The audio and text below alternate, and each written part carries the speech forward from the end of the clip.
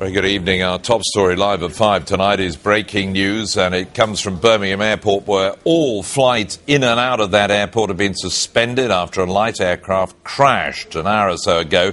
2 people have been injured, 1 critically. Well, a bit earlier we spoke to an eyewitness who saw what happened from her plane. We saw a plume of smoke as we landed in Birmingham, and then the 2 fire engines rushing across.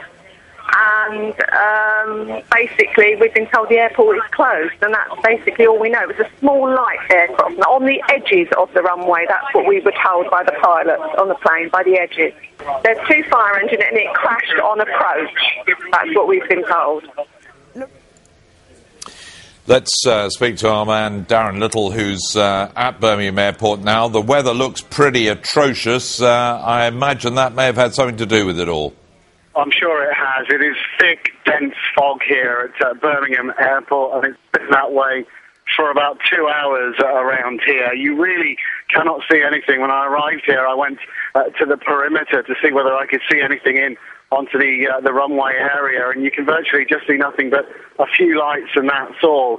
As you say, all of the flights in and out of Birmingham Airport are currently either cancelled or delayed and diverted. The arrivals port is almost a who's who of British airports.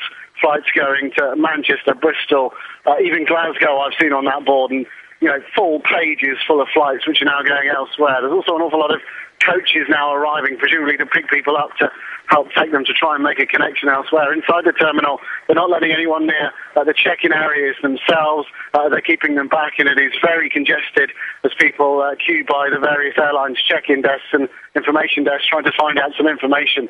We believe that this is a Cessna light private aircraft which crashed, as you say, on arrival here at Birmingham Airport. And it really must have been on the fringes, because I've gone around the perimeter near to where those planes go in. There's a separate terminal for them. It's the old Art Deco one on the other side of the airfield from the main terminals that most people who come here are used to.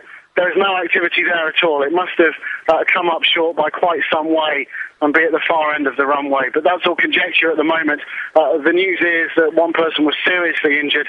1 is said to be walking wounded. We haven't got absolute confirmation of that as yet. But nevertheless, a major incident here, and I don't think anyone coming in or out of Birmingham Airport or due to today and probably well into tomorrow is going to have an easy time of it.